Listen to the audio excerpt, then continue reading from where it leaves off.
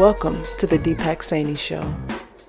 He said he gon' huff and puff and blow my mind up. You meet the island girl, she might dirty wine up. Welcome to the Deepak Saini Show. I'd like to thank J23 for the intro music. You can find a link to her music in the show description.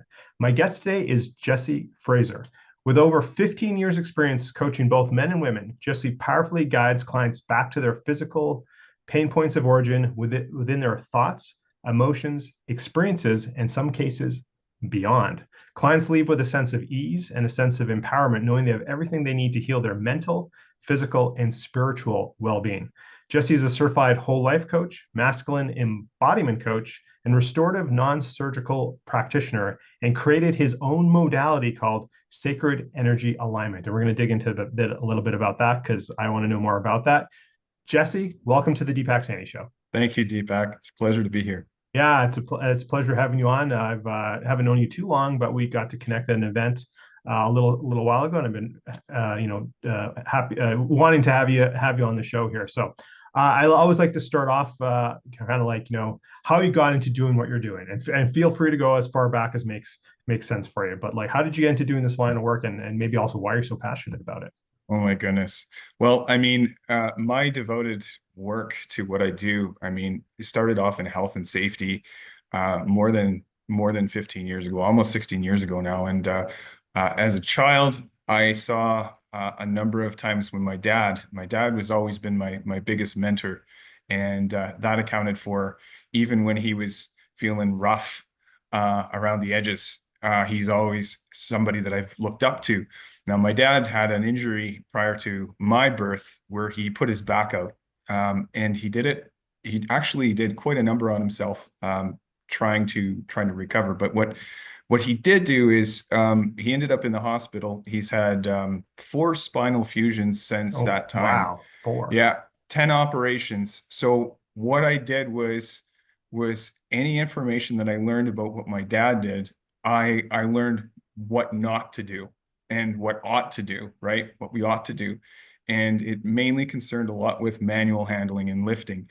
And my dad actually he used to work for an airline. And back when he was younger, he was working and didn't have he didn't have an airplane tire secured down on the back of the tuck tractors that they have at the airport. You see them on the tarmac. Right. And one got away on him. And he doesn't quite remember what happened after that, but he tried to lift it. But the story becomes a little bit truncated because his memory and however that went at that time, he does remember being in the hospital, receiving surgery, and it's been ever since then for him, just this ongoing story of back. And did he black out? Did he I'm pretty sure he did. He doesn't account for that, but I mean so many years ago, I think it was back in 1975. I'm just wondering if maybe, like you said, and we might not know, right? Your dad Yeah. he tried to pick it up. I just wonder if he didn't actually get hit by the tire, maybe. I don't. You know what? That could be a factor as well. I hadn't thought of that, but we do know that it was an embarrassing moment for him. But what he tried to do is to salvage it, like to get it back as quickly as possible, and to just go about his merry way. And the long and the short of it from there was, as a kid, I remember him, just having a lot of back problems. And I mean, we'd go out and play street hockey, and my dad could only play about 5 minutes. And as a kid growing up with my brother, you really wanted your dad to go out and play with you. And I mean, we'd go out in the ponds and stuff back east Nova Scotia here in Canada. And when they froze over, Dad would take us back there with the hockey net, and he would play, but he would only be able to play for so long because of how his back felt. And I mean, we grew up too, Deepak, as like a very I think my parents took a very holistic approach to nutrition and vitamins. I mean, when we were in school growing up, I mean, trying to trade a sandwich to another to one of my friends was a hard ordeal because we grew up in whole wheat, like whole wheat bread, and it was this bread that was so heavy in your lunchbox, like it would take at least 5 or 6 of the white bread sandwiches to weigh that down. Or like, oh, maybe like a rye bread or something like that, maybe. Yeah, exactly. Yeah. Yeah. Yeah. So, I mean, I recall my parents being involved with this MLM somewhere in California, and I mean, my parents were giving us zinc tablets. They were giving us vitamin C. They were giving us calcium and other things. And my brother and I, our biggest and favorite thing was the Vita bars. The Vita bars weren't chocolate. They weren't made of carob or anything like that, but we got to enjoy the taste of them after a while. And you couldn't trade those either.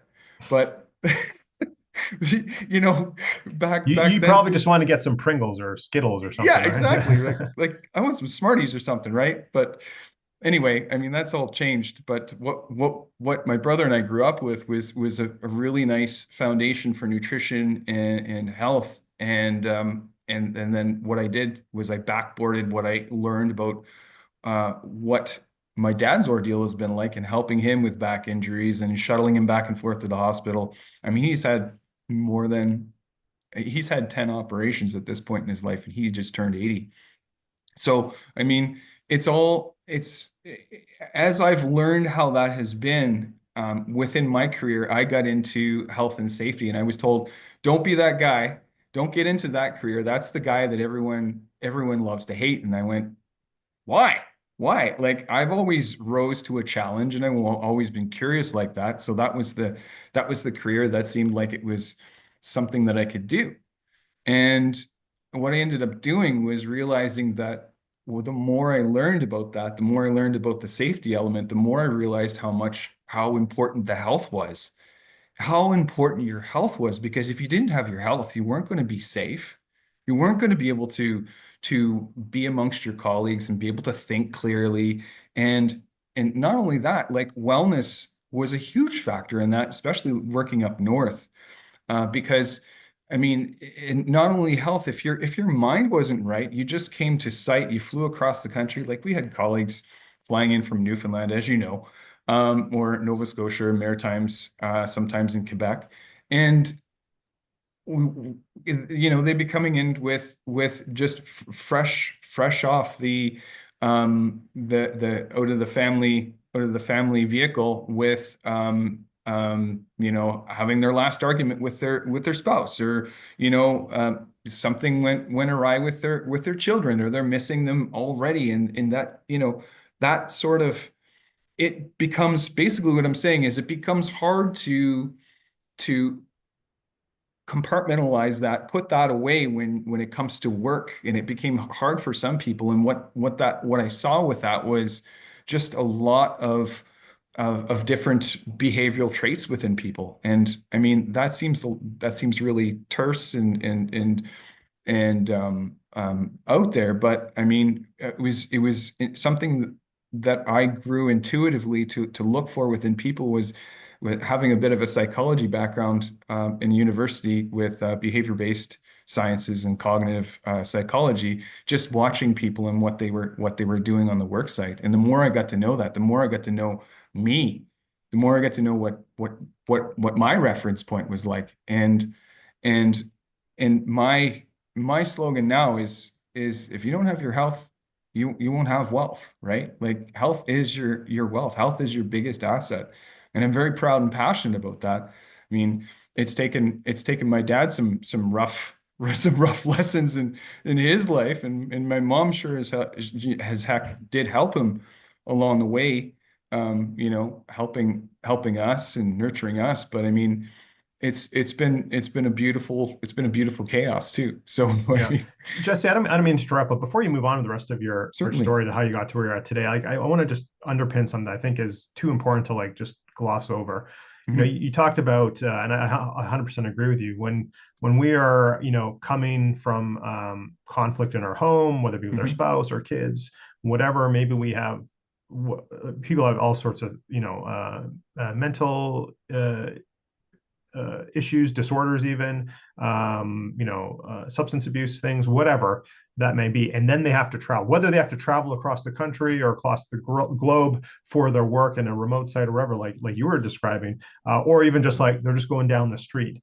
Yeah. But again, to a job that entails that they need to be mentally clear for their own safety, their operating equipment, whatever. Like many people work in warehouses, et cetera, et cetera. Right. So this is broad scope across.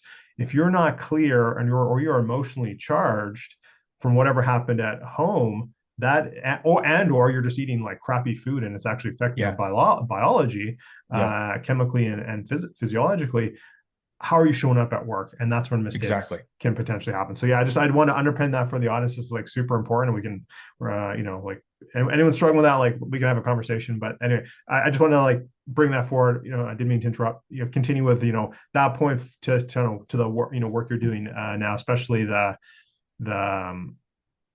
sacred energy alignment. That's what I kind of want to know how you got to that point. So please continue. Excellent, excellent. No, I appreciate that you put that out there, Deepak, because that's something that I also learned about working abroad and being the best for my family. Is if I wanted to be able to work away, then I had to be in the best form as well. And I became an ambassador as a safety advisor, safety consultant for that. And I ended up at times bringing my food in. I went as far as becoming a vegetarian for a number of years just to clean up my meals, clean up the way that I was eating, because I was eating junk.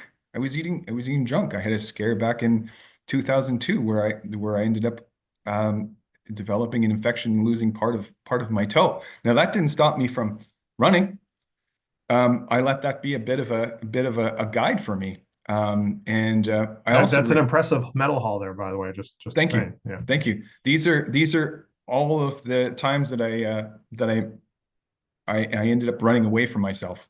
I was searching for something, and these represent a number of times that I was looking for something more. And what I ended up finding was I was looking for me. I was looking for me and all that. So it's actually a really, really beautiful story.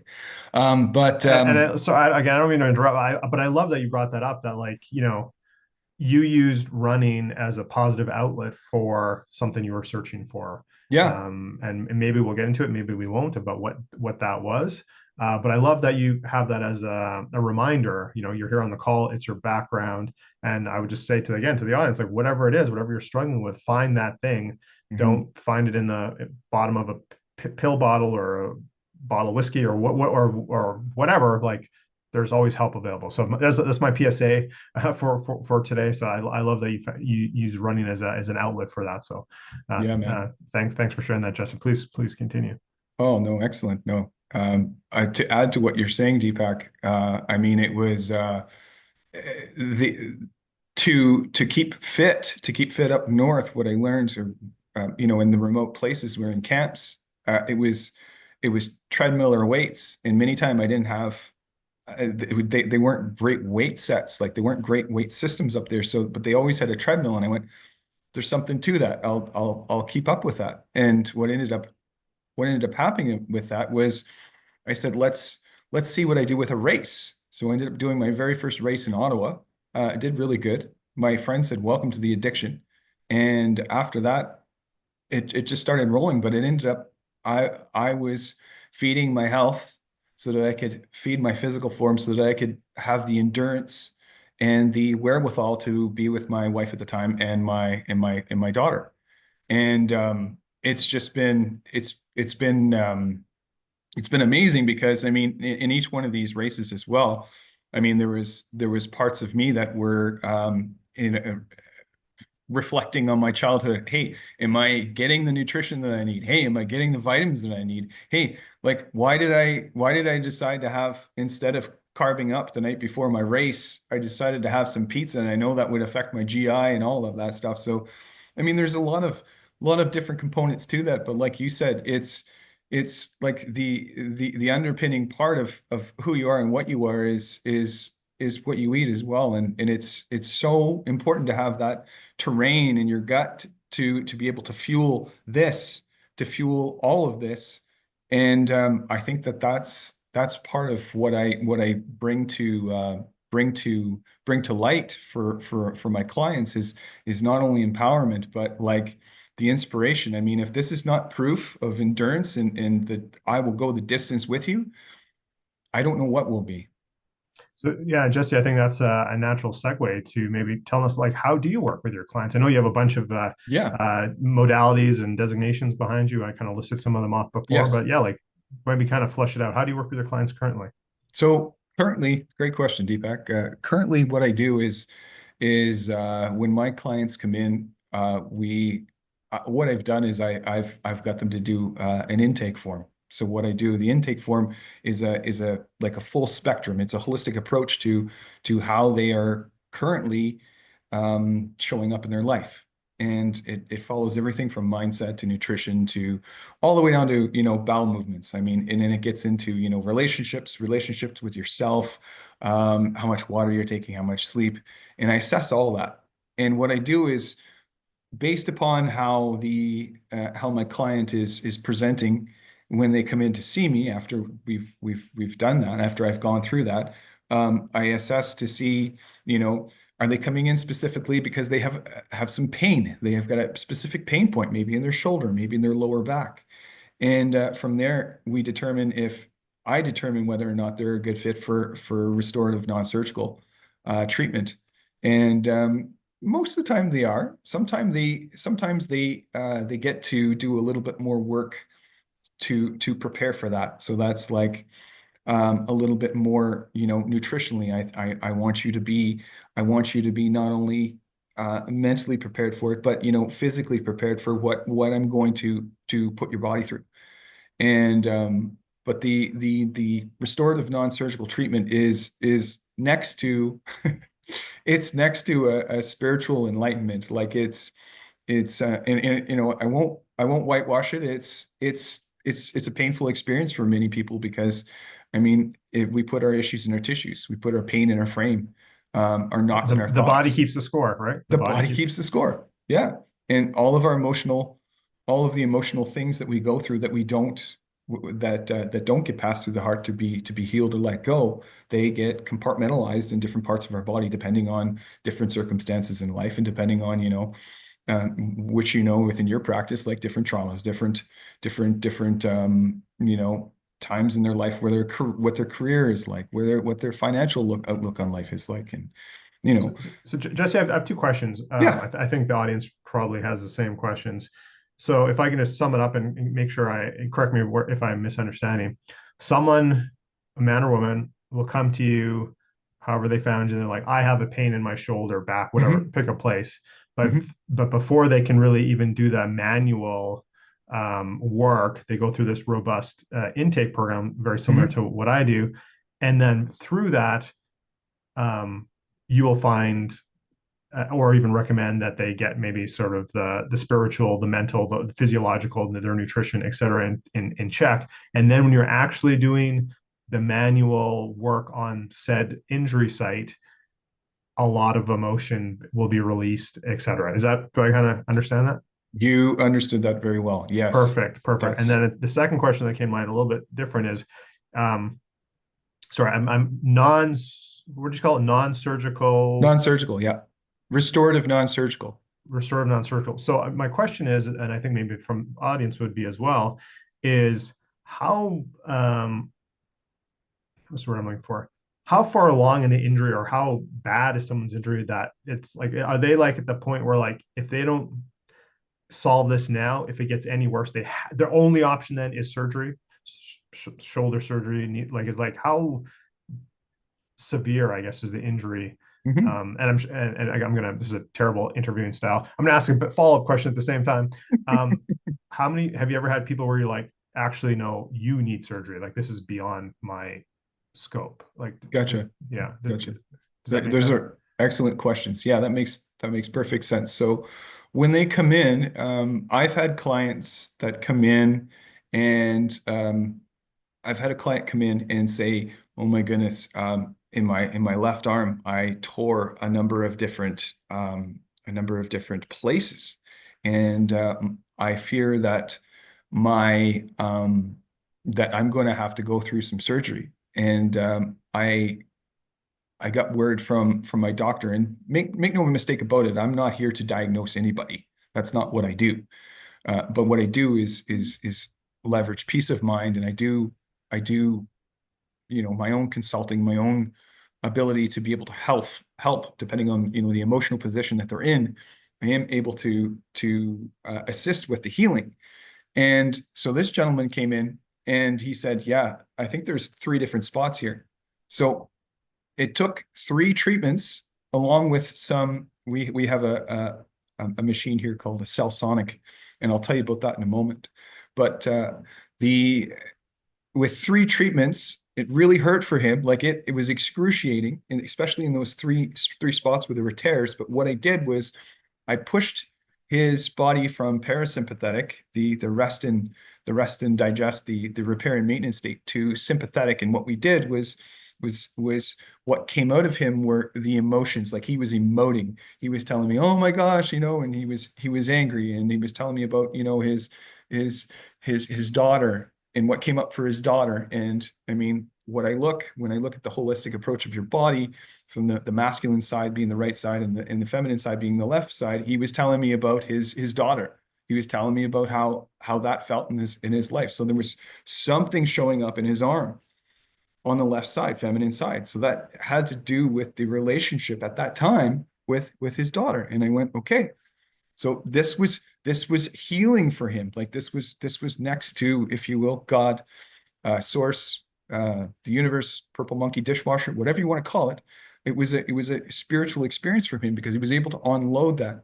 The next time he came in, we did the treatment, went over it again. It hurt just as much, but he did not find that he got as much of a let go as the first time. So he was a little bit, I don't know if this is working or not. And I said, look, trust me, this is working.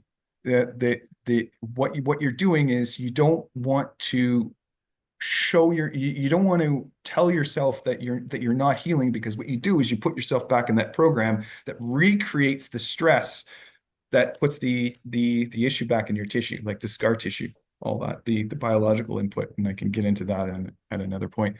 But so we went through it the second time, and then the third time he came back and we did the cell sonic as well. He felt great. He felt actually amazing. And I never heard from him again. Actually, I caught up to his wife probably about a year later. He said, yeah, Jesse, whatever you did for him, thank you.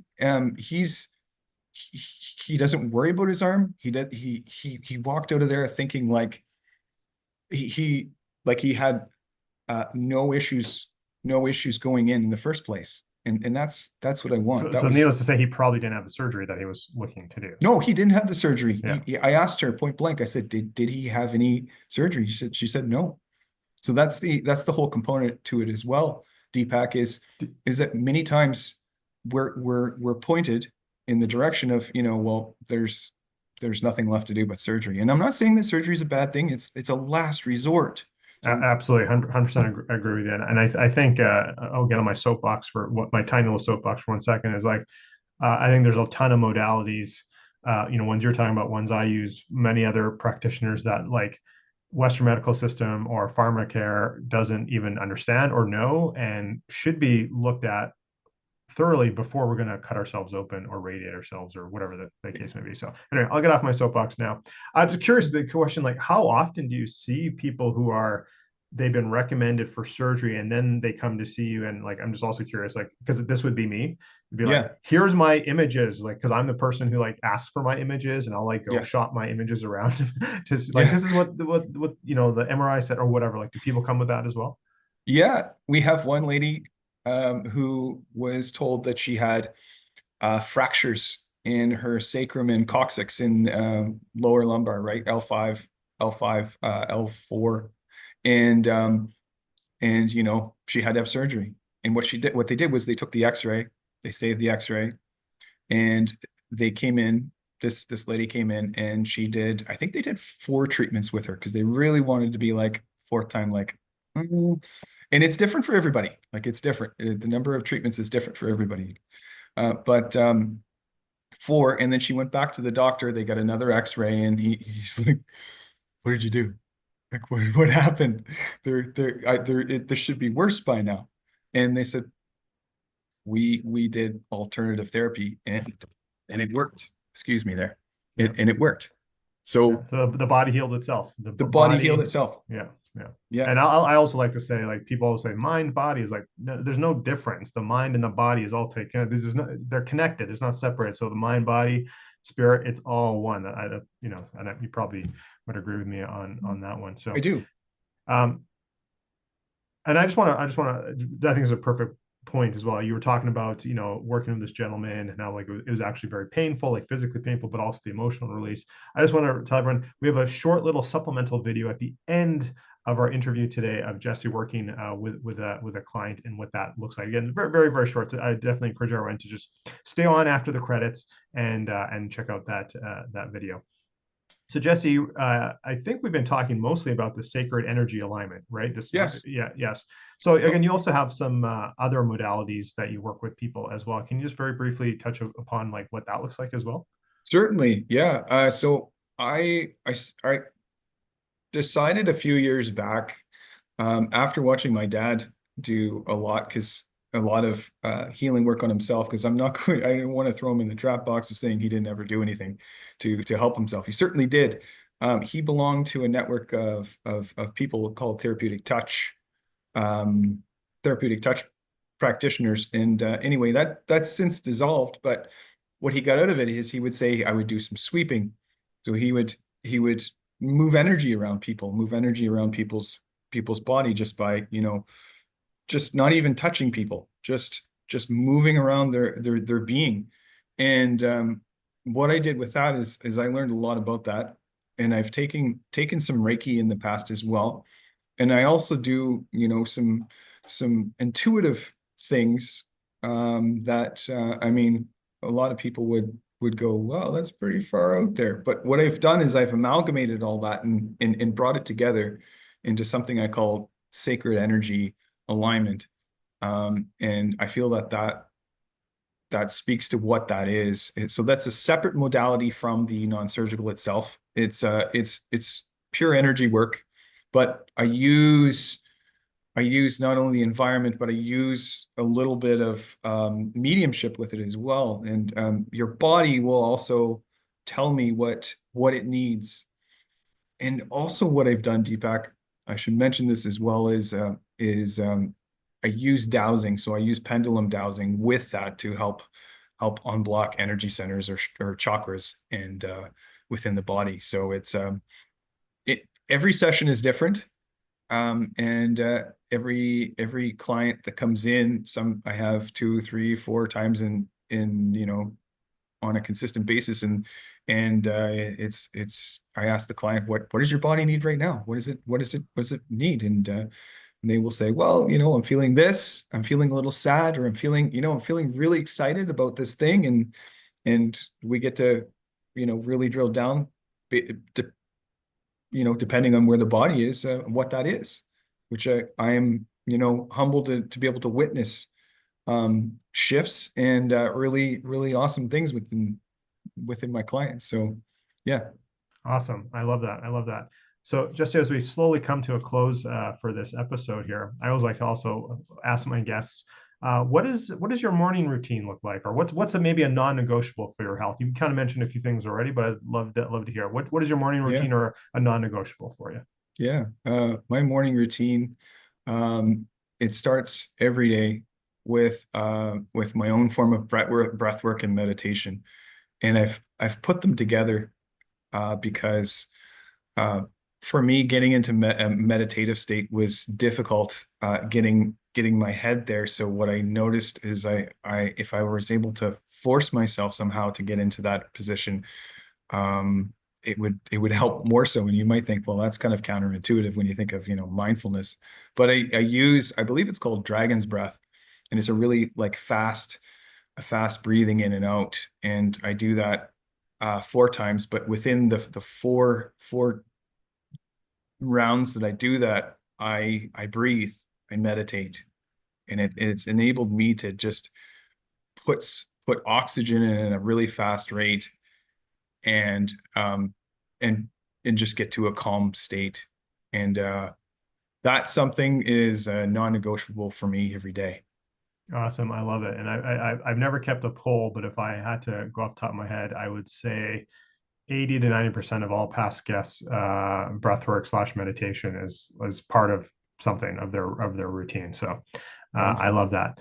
One kind of final question here. What is something, again, more specifically for your health, what is something you wish you would have started earlier, or what would you love to go back and tell your younger self to do? Good question. I think that I would go back and tell my younger self to that everything was going to be okay, that everything would work out, and that in the part of life where I thought that I had to have everything figured out, I didn't, and I always worried about that. I worried about that in that time, and that caused me a lot of stress in that time, and that also put a undue pain in my body that Sure. became a part of my story. So yeah, that would be what I would tell myself is, hey, chill out. Everything's gonna be okay. I love that answer. I love that answer.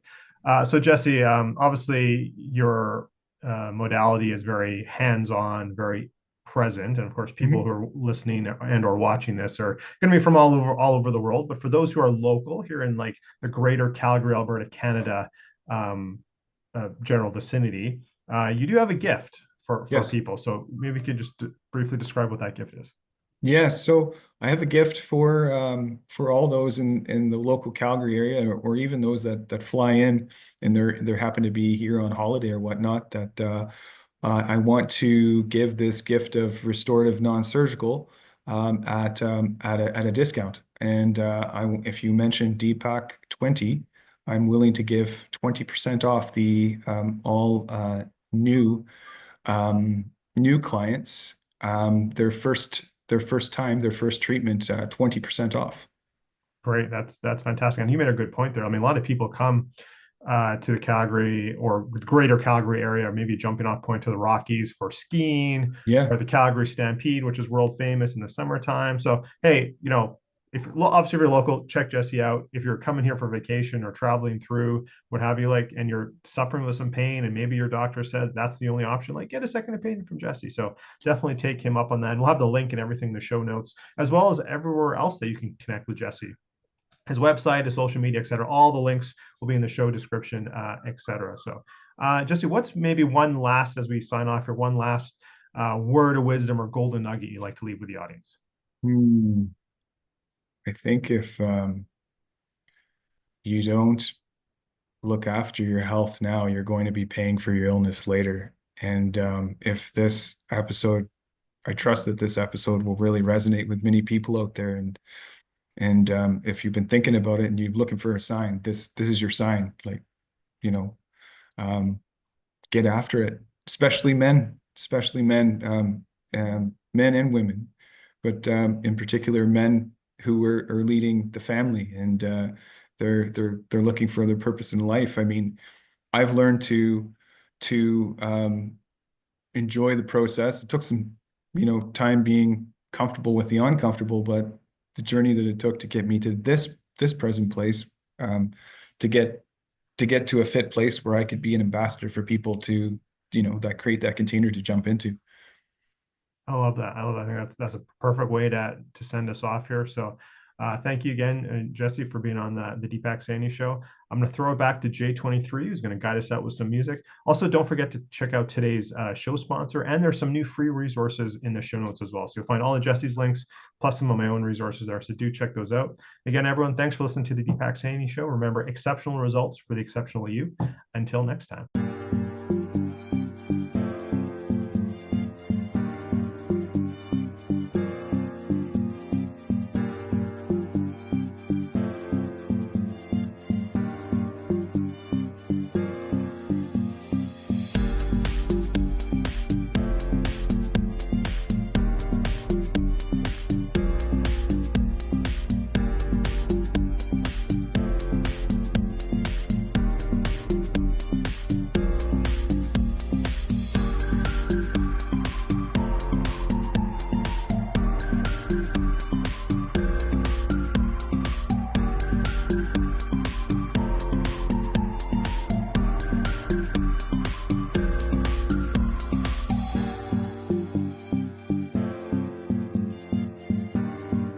This episode is brought to you by Optimizer's Mass Zymes.